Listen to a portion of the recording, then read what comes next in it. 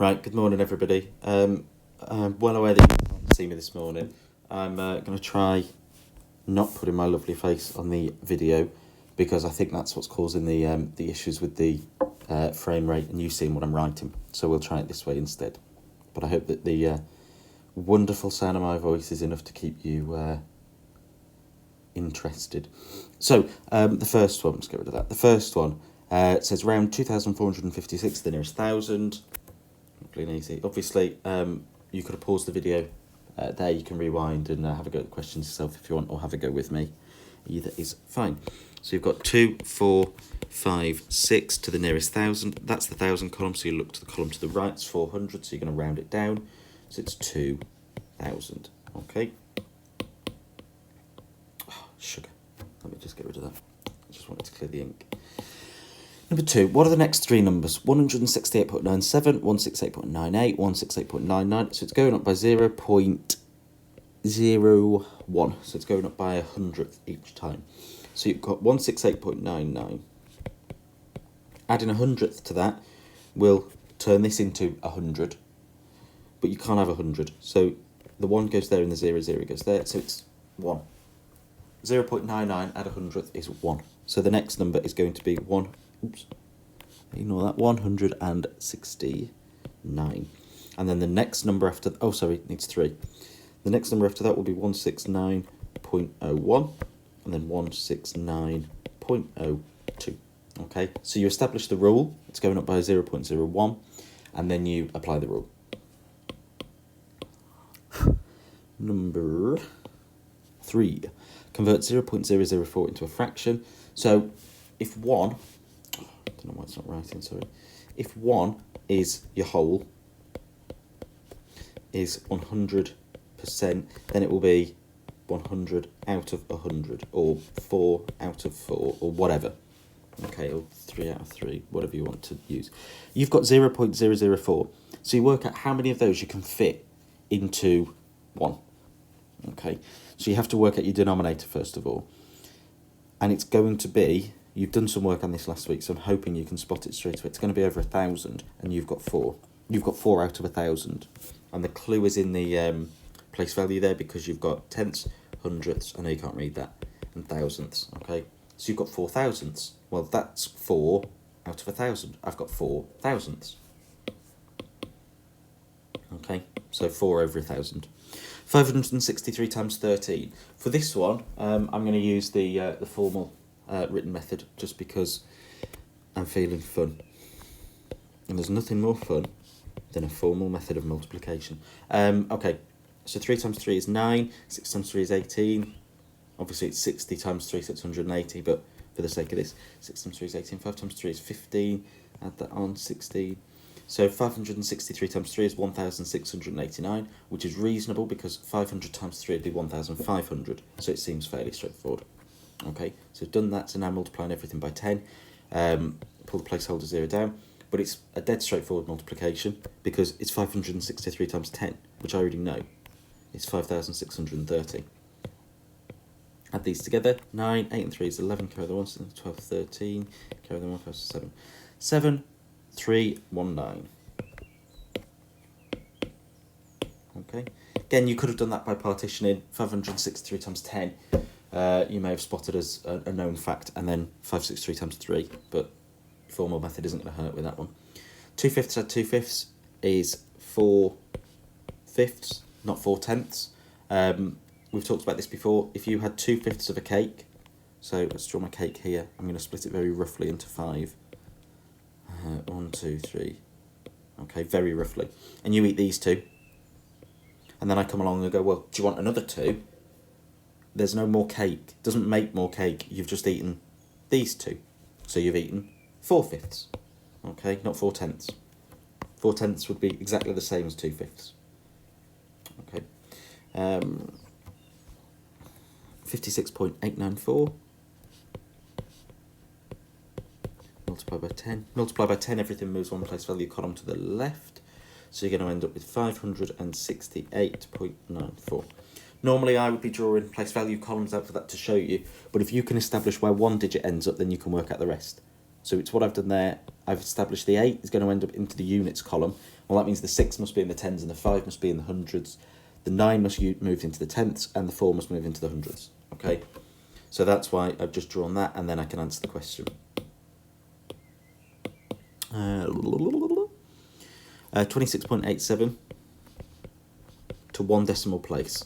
Okay, same method as question 1, but it's a different wording, to 1 decimal place. Well, that's 1 decimal place. So you're going to look at that digit, and then you're going to do exactly the same. You look at the digit to the right and work out whether you round up or down. It's 8, 7, so you're going to round up because 7 is above 5. So it's going to become 26.9. Okay, different wording, same method. Multiply 14 by 19. Okay, I'm going to try a different method for this one. I'm not going to do formal written. What I'm going to do is a bit of known fact work. I'm going to do 14 times 20. Okay, and I'll explain why in a minute. You probably already know, but I will put you out of your misery just in case. 14 times 2 is 28, so 14 times 20 must be 280. Okay, and then I'm going to subtract from that 14. So I'm going to do 280, subtract 14, which is going to equal 266. Should have worked from the right left, but I already knew it. Okay, I could do that mentally. Right, so the reason that I did 14 times 20 is I'm doing 14 times 19. Okay, what that means is, I'm sure you know, but refreshing the vocabulary can help you spot patterns sometimes. I'm finding, so say I've got a bag of 14 sweets there. I'm doing that 19 times. So I'm doing 19 groups of 14. Well, 19 is a very odd number. Well, it is an odd number, but I mean, it's a very difficult number to work with. But I could find 20 bags or 20 groups and then just subtract the one group off. So if I do 20 of these, 1, 2, 3, 4, 5, 6, 7, 8, 9, 10, 11, 12, 13, 14, 15, 16, 17, 18, 19, 20. Then I've done 14 times 20. Should have done 14 times 19, so I'm just going to scribble one away, which is what I did. 14 times 20 is 280. 280 subtract 14, so take one group of 14 away, gives you the answer. Okay, you could have done formal written method for that one as well, but I think my way was quicker by spotting 19 is obviously one away from 20. Which are the prime numbers? Prime numbers are things, numbers that are only divisible by themselves and 1. So if they're in any of the times table, then they don't count. So 15 is in the 3s, 16 is in the 8s, 17 is in nothing, 18 is in the 9s, and 19 is in nothing. So it's 17 and 19. Okay. Find the difference between 3/5 and 2/10. At the moment, they cannot interact because they are different denominators. So we're going to make them the same. 3/5 and 2/10. We need to find the difference. Don't know why I zoomed in for that one. So we're going to leave the tenths as they are. We're going to change the fifths. We're going to change the fifths into tenths. You multiply 5 by 2 to make it into 10. So you're going to multiply the numerator by 2, 6 tenths, to keep them equivalent, which we looked at earlier in question 5. Okay. So it's 6 tenths. This stays as 2 tenths. So the difference is 4 tenths or 2/5. Obviously 10 divided by 2 is 5 and 4 divided by 2 is 2.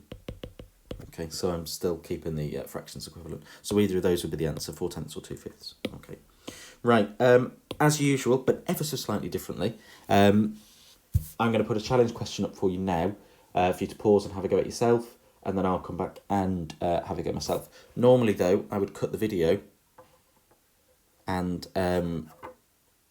have a go, but what I'm going to do instead is go straight over to the question.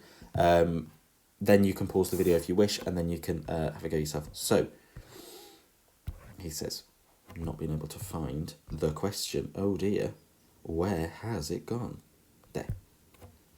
Okay, so the question is here. Sally and Dan have a total of £8.42. Sally has £1.96 more than Dan. How much money does Sally have? Okay. And you've got this diagram here, which is incredibly useful, and it's what I will be using to support myself. So pause the video here if you want to have a go, and if you want to have a go with me, then I will get going. So first thing to spot is that you've been given a bar model. Okay, so what I'm going to do is put this here. He says, put this here, okay, because I know how much this is. This bit of the bar must be worth £1.96 because they've shown me. It's here, look. That bit there is worth £1.96, so that bit there must be. But Dan doesn't have that bit. So, now I've got two equal parts. This bit and this bit are equal. And in total, you've got £8.42. Don't know why that's not right. £8.42 in total. Okay. Now what you have to do is work out how you're going to split that £8.42 into groups. Okay. How are you going to divide it? Because if you're dividing it, it has to be into equal groups. All right. And I can see that they're not equal. They don't have the same amount. So I'm stuck until I realise that here and here, Sally and Dan have the same amount. So what I'm going to do is do £8.42, subtract that 196, because by taking Sally's 196 extra away, Sally and Dan will have the same amount. So the first thing I'm going to do is £8.42, subtract, don't know why I drew the line there, subtract £1.96, okay? So 2 subtract, can't do, so 12 subtract 6 is 6, 3, no, I can't do, 7, 13, subtract 4, £6.46, I think. Yeah, it is. Yep, £6.46. So, between them, they now have £6.46 because Sally and Dan have the same amount of money. Let me change my colour to try and explain it a bit more. Sally and Dan have the same amount of money here, but then Sally has an extra £1.96. Well, I've taken that £1.96 out of the equation. I've got rid of it. So now Sally and Dan have the exact same amount of money, but I need to know what that totaled. So I've done £8.42 subtract Sally's £1.96 to work out how much they've got altogether, not counting Sally's extra £1.96. So then what I need to do is divide this by 2 to work out how much they've got each, because this is the total. So divided by 2 is £3.23. So that's how much Dan has, £3.23. And we can come back and check it, and I'll prove it to you in a minute. But Sally has £1.96, more than that. So what I'm going to do is add on Sally's £1.96. So you've got £3.23 plus £1.96. Okay. So you've got 9 there, 11 there. 11, yeah. Carry on. 3, 4, 5. £5.19. Okay. So Sally has got £5.19 and Dan has got £3.23. So let me just prove that to you. £5.19, £3.23. £5.19 plus £3.23. If I've done my maths right, then that added together should equal £8.42. Okay, this is the answer. That's how much Sally has. Dan has £3.23. Okay, so let's add them up. So you're going to get 9 and 3 is 2. Carry that. 2, 3, 4, 5, 6, 7, 8. There you go. Approved. £8.42. So the trick comes in partitioning that, doing that, subtract that, and then working out how much each of them have there. Okay, really tricky question there, but it is only asking you addition and subtraction. Okay, it is all about the visualization, but that is why the picture there, I can't get it up now, the picture there is so useful. Okay, as usual, I will see you tomorrow.